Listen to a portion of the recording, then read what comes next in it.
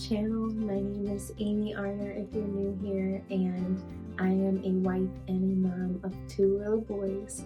And today I'm going to share with you the birth story of our second son, Heath Declan. I am so excited to be sharing this story because as of yesterday, Heath is now 2 years old, and I have found myself reminiscing on his birth over and over these last few days because it truly was one of my most empowering experiences and truly a testament of, I think, resilience and perseverance. When you set your heart to something, you will move mountains. You will conquer whatever it is that you set your heart to. When you align yourself with Spirit, with God, I feel like magical things happen. With that said, I don't have a lot of footage of that day to share with you, but stick around to the end and I will show you some video clips that I have from that day when he was born,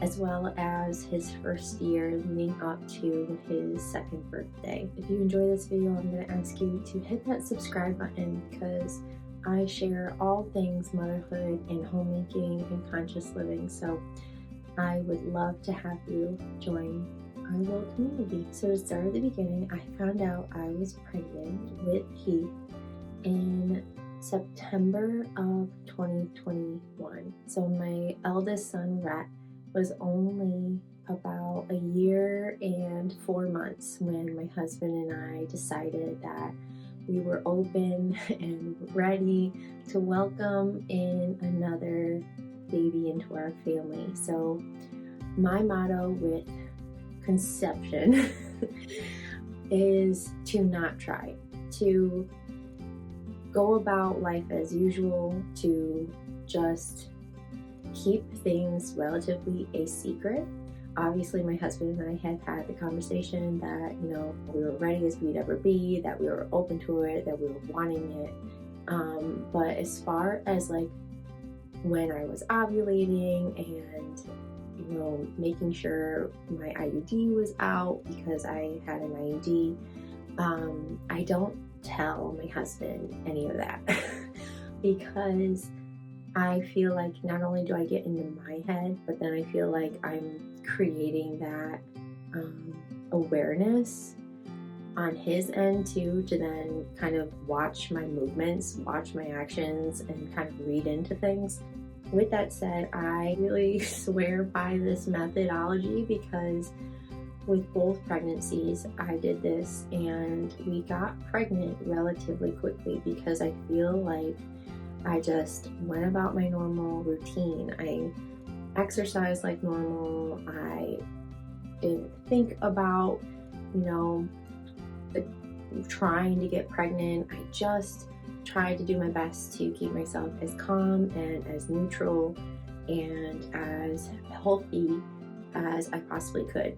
So we were very excited when we officially found out that we were pregnant, and with this pregnancy, we decided to not find out the gender because we thought at the time that Heath was going to be our last baby, and so we wanted it to be something memorable because we did find out with our first, and I secretly, though not so secretly, really wanted a girl. Thinking that this was going to be our last, I really was hoping to have a girl, to have one of both, but obviously I was also content with the idea of having 2 boys because how wonderful would that be? And just, I loved the idea too of the boys having each other and having that special connection that you can only have when you have another brother. So I'll come back to this later in the story because this ended up being a very big part of my birth. So to kind of fast forward, my pregnancy was very uneventful. I know I'm very lucky and I count that as a huge blessing. So my due date for Heath was June 5th of 2022. That was our guesstimated due date, and I really feel like due dates are a guesstimation. Going into that due date, I was really struggling. When it comes to that due date, I start to sort of get like restless. I start to feel like I need to help my body go into labor. The key struggle that I tend to face when it comes to birth is really letting go, of control, like letting go and letting my body do its thing, like stop doing so much. It was only when I did that things really kicked into gear and that my body went into active labor, and it was very much the same thing this time around. So on my due date, June 5th, 2022, it was a Sunday, and it was that day that I started to feel contractions. Not just that tightening sensation for me, but they were definitely more of like a stronger period cramp. And so eventually they just fizzled out. And I definitely got a little discouraged with that. But this ended up happening every night for the next 3 nights. Monday comes around, and like clockwork, around 4 or 5 p.m., going into dinner time, I started to get these contractions again. And they're about the same, length apart, 15, maybe 20 minutes. But I noticed this time that they were a bit more intense than they were the day before. And what was happening is that I would kick into mom duty. Like, all right, I can't deal with these contractions right now because I need to, take care of my son. I need to make dinner. I need to, do other things, not go into labor. So Tuesday comes around and the same thing happened again. All day long, feel fine, nothing happens, and then the evening came around and these contractions kicked in. I just remember that this being the moment, like the time that I realized that this could happen. Like if I had no other distractions, that this would probably be it, that this would probably progress. And it was at that moment that I really found myself getting really discouraged. And what I didn't realize was that I was so in my head with making that transition of going from 1 to 2. I was so worried that whenever I went into labor, it was going to be at the worst time, and I was going to have to wake up my son in the middle of the night or have my parents come over. That it wasn't going to be that peaceful, easy transition of where my son was away at daycare and I go into labor and I have the baby while he's in school. Good timing for everyone. I needed to surrender again that whenever I go into labor is when I go into labor. That no matter what, everything's going to work out and it's going to be fine, and Rhett is going to be fine. So Wednesday comes around, and on Wednesdays my son goes to daycare, and so I was really hoping something would happen during this day because like the previous 2-3 nights I had kept, I was having the contractions and then they'd fizzle off whenever I would have Rhett around and I was mothering him and, taking care of him. Well, nothing happened all day long. During the day, I was doing the Miles circuit.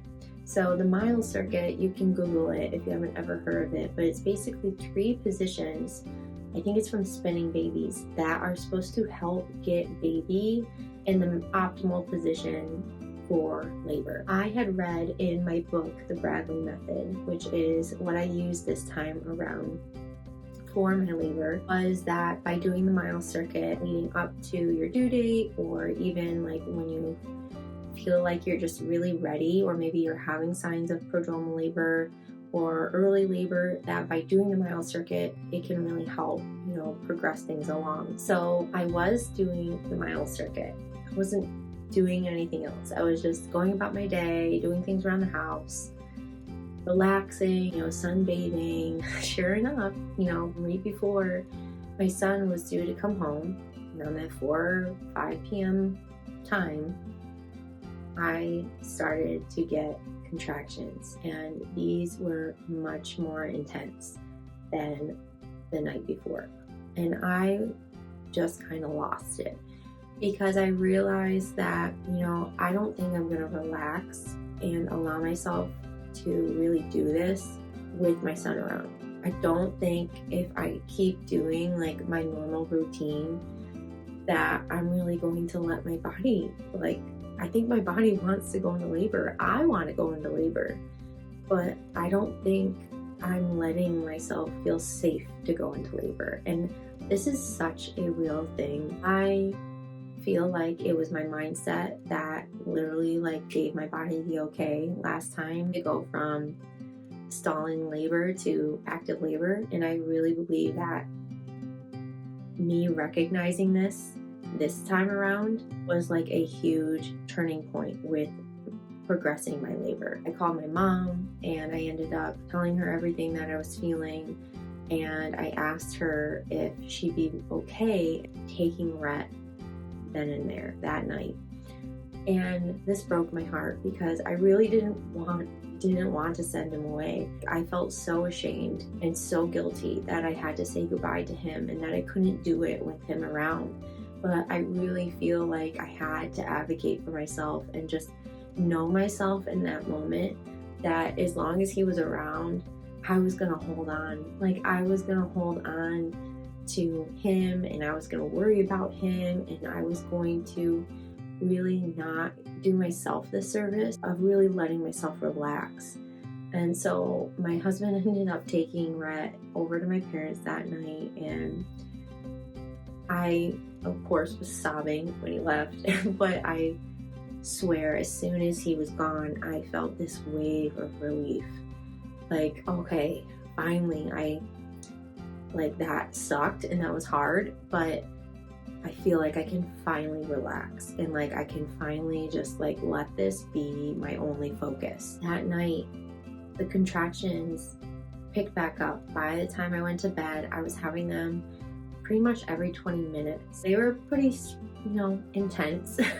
I went to bed thinking that, all right, I'll just go to bed, get some sleep, and hopefully this will continue, or I can pick this back up in the morning. The contractions definitely kept going. The contractions were strong enough that whenever they came, I would sort of wake back up. So although I slept, I would say it was a very non-restful sleep. So by 2:33 a.m. I decided, all right, I'm just gonna get up for the day. I'm gonna go take a shower, soak in the tub, and I'm just gonna go with this and see what happens. Because by this point I was not comfortable in the bed, and the idea of just being in hot water sounded so amazing to me. I think at first I took a shower, but I realized I was still so tired that I just kind of wanted to be horizontal. So I ended up filling the tub, and this ended up just being, I think, one of the best things I did. Just being in the hot water and just relaxing that morning, I think really was the calm before the storm. Contractions were still pretty steady throughout this time, but what I noticed is that it started to sort of stall out a little bit as got later into the morning. So I think around 5 a.m. I decided to get out of the tub, and I got dressed and I went out into the living room, and I lay down on my side. I laid down in my Bradley method position, which basically is side lying, and you just want to have every surface of your body supported. So it's this very specific position.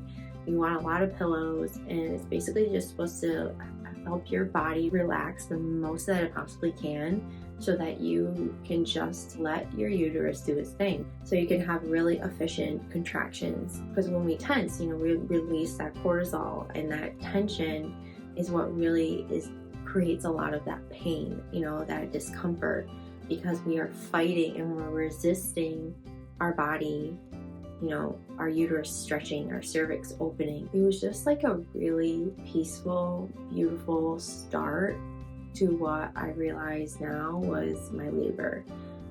Because up until this point, I really didn't believe that I was in labor, because it was so start stop, like nothing was very consistent until this point. And like I mentioned, before it got out of the tub, they really started to kind of like fizzle out.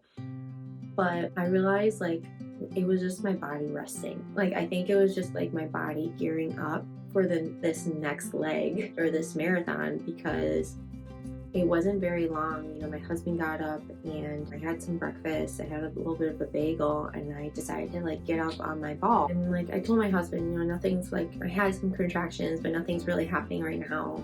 Just kind of go about your day. As soon as I told him to leave, my contractions started back up again, and they were happening. They were so much stronger, much more intense, to the point where I definitely had to breathe whenever they came about. I could still kind of get up, do my thing. I was still puttering around the house. I decided to go get dressed, but every time a contraction would come around, I definitely paused. I swayed, I breathed. So I carried on like this without telling my husband for probably an hour and a half. And then he finally came back inside and he caught me in the bathroom at mid-contraction. And it was at that point he was like, let's not wait too long this time, because last time, things really took off really fast. And so he kind of put the bug in my ear then. You should probably start thinking about heading towards the hospital. And I'm like, no, because I very adamantly wanted to labor at home as long as possible. That was super important to me. From my first experience with Brett, I just realized, I want to avoid the hospital for as long as possible. I want to be able to be in my own environment and to do the most of my laboring on my own terms and in my own way, in the comfort of my own home. I was really struggling with knowing when to make that call. With the Bradley method, when you get into active labor, you really are just focusing on relaxing. But I knew that I really couldn't do that. Like at some point, I'm gonna have to like make that transition to the hospital. At this point, I ended up being like, all right, well, if I really like give in to these contractions, I think they're gonna progress quickly. Forgot to mention that I actually had a appointment at 11 o'clock for a non-stress test and an ultrasound. So by this point, we're at 40 weeks, 4 days, which is the exact day that my first son was born. So this was too in the back of my mind of like, at some point I need to head that way. So because I have this test, I've got to be able to like be mobile. So let's get out of the house and like, let's go to Lowe's. So we ended up getting in the car and going and get some coffee and making our way over to town where Lowe's, because we live a little bit away, like 15 minutes outside of town. And as we're in the car, I am contracting and I'm realizing I think this is really labor. So we get to Lowe's and Nate opens the car door, and as I'm getting out of the car, I have to pause because I'm having a really intense contraction. And he's looking at me and I'm just like, I don't know. And so we go into Lowe's and we were there not even 5 minutes. And I was like, yeah, we gotta go. Like we should just head to the hospital. So he pulls into the doctor's office. It's like a rainy, dreary day. And I still at this moment was just like, I don't know what to do. Like, because I feel like, that once you walk into those doors of the hospital, like that's it. I feel like you have to succumb to their ways, which isn't totally true. Obviously you can advocate and ask it for whatever you desire, but you ultimately too like have to be willing to kind of go along with like their policies. And so I knew this, and I just really needed someone to make that call for me. So I ended up calling the labor and delivery floor, told them what was happening, told them about my contractions, and at this point I was feeling a lot of lower pressure. And so I let them know that, and they're like, okay, so yeah, how about you just come right up? We're gonna cancel your stress test and your ultrasound, And yeah, how about you just come upstairs and we get you checked in? So I was like, okay. I'm seriously like, I just struggled so much with, making that decision to go to the hospital.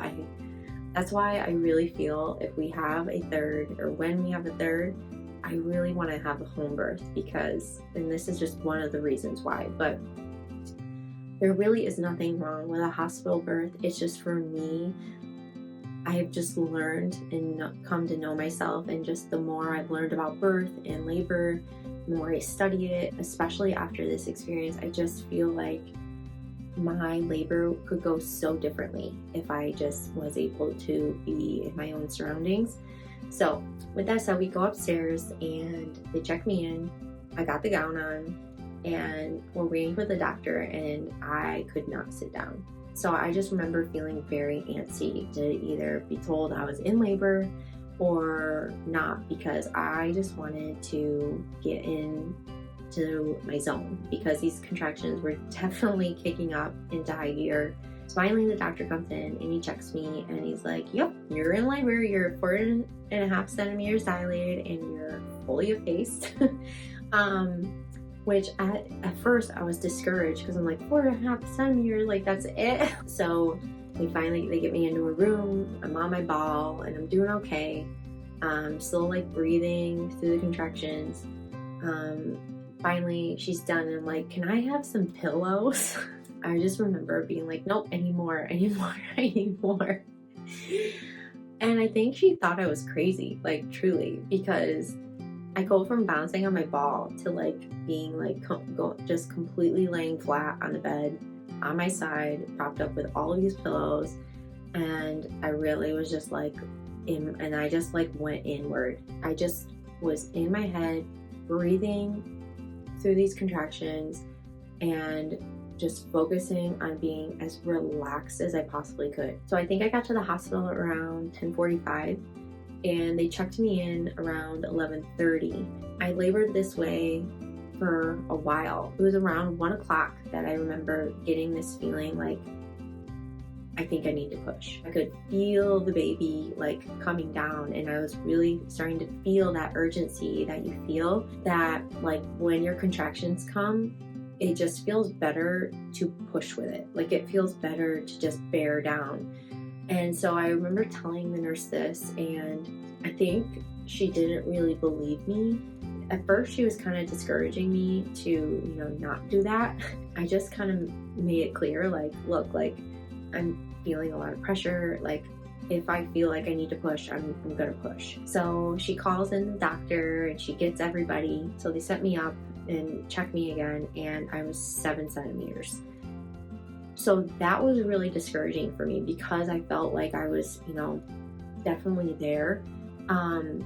But what is so crucial about that point of being like 7 centimeters to 10 centimeters like that, like I was definitely in transition. So that was really like affirming for me, but also I was just like, okay, I need to get to 10 centimeters. At this point my water's not broken. So he offers to me, would you like me to break your water? And I was like, well, do you think that will help progress things along? And he said, it's been known that, if you break your water, it tends to sort of escalate things.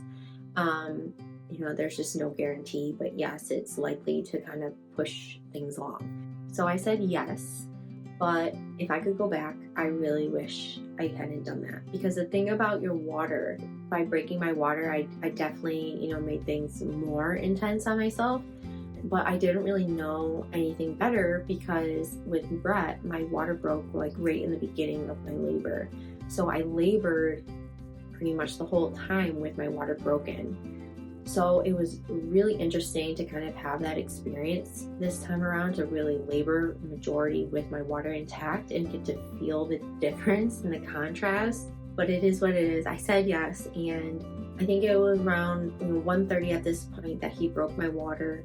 And so I went back to my position, and I think I flipped over to the other side. So I went from my left side to my right side, and I just focused on breathing through my contractions. A mantra that I told myself that really helped me was on my inhale, I would say, you got this, you got this, you got this. And then on the exhale, I would say, this is power and pressure, not pain. Power and pressure, not pain. Power and pressure, not pain. That was something that I learned from reading the Bradley method and watching tons of birth stories from other mamas that use the Bradley method, that they all talk about how their birth wasn't painful, but how they really felt like it was just a lot of power and pressure and very intense. That was just what I would tell myself as I could feel myself opening and my cervix stretching and the baby coming down, like around, I think, almost 3. I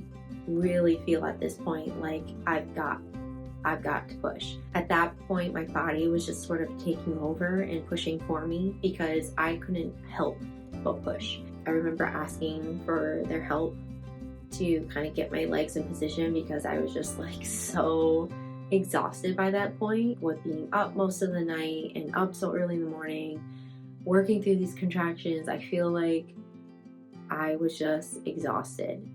I don't think it was very long, I think I started pushing around 3 o'clock, and at 3:20 he tells me, one more push, Amy, and you're gonna meet your baby. So as I said to him, don't make promises that you can't keep because I really was just like so ready to have this baby out of me. And then one more push and he was born. So at this point we didn't know the gender, but as soon as he comes out, they go to lay him on my chest and the doctor is like yelling out, "What's the gender, daddy?" And as he's coming up on my chest, he's peeing all over me. He's like, "It's a boy." And I'm like, "I know." So it was just such a comical, relief moment to be peed all over by your son. He was born and I was so happy.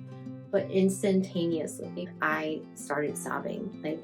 I think just out of relief that he was here, that it was over. What I realized too was it was definitely a bit of grief, shock, disbelief that we had a boy, that I was a boy mom, and that I didn't get a girl. And I don't think it was until this moment that I realized how much I really wanted a girl. But obviously I was also completely overwhelmed with gratitude and excitement and thrill and just pure joy that I had another beautiful son. I really want to share that just out of encouragement to you and to anyone, that grief is a real thing, and I really truly believe in polarity, and that you can feel one way and still feel another. I definitely had to mourn that I didn't have a girl. Like I said in the beginning, we really believed that this was going to be our last baby, and so that would really hit me hard in that moment, because I just really felt like the door was closed and that that was it. And I'm so grateful that did happen, because over these last 2 years, I really have come to such a place of peace of, whatever happens, and whatever I receive is a blessing, and it's what's meant for me and our family. And I truly at this point would be so thrilled to have more boys or welcome a girl. So I'm really thankful that I allowed myself to feel that grief and to feel those emotions and didn't try and bottle them down, because I really feel like by letting them out, I was able to move through it. So at 3:21, he was born, and he weighed 7 pounds, 12 ounces, so just 2 ounces shy of his big brother, and he was 20.5 inches long, so he was a little bit longer than big brother, but just so completely beautiful and precious, like the most perfect baby I have ever seen. And Nate and I were just so in love with him. He was so mellow and calm and chill. I just remember that feeling of just he cried, but after that, when he first came out, he cried, but after that, he was just so chill and relaxed, and that was such a welcome, contrast from Rhett, who was much more like definitely cried, and again, you don't know what you don't know, so it was just so nice to have that, like, you know, more chilled relaxed postpartum period. For all of its ups and downs, it is my most like empowered birth. I definitely am so thankful that I studied the Bradley method, that I read the book, that I filled my heart and my mind with all these positive birth stories. In the end, I think it was a beautiful, beautiful experience, and I'm so thankful I trusted myself and I made tough calls when I did, because I really feel like it helped. It helped in every way, and it just goes to show that God really has a plan, and He knows what's best, and He knows what is of the highest good, and I just cannot imagine our family without Heath in it. I am so thrilled to share with you this story, and I hope that it was inspiring for you, and I hope that if you enjoyed it, you will give it a like and leave me a comment. You have no idea how much that supports my channel, and I just cannot thank you enough for being here and for spending this time with me today. So that is the birth story of Heath Declan Arner. We love his name so, so much, and I am just so excited for the future. So my loves, I will end this video with some clips of our sweet baby boy. I will see you all in the next one. Bye.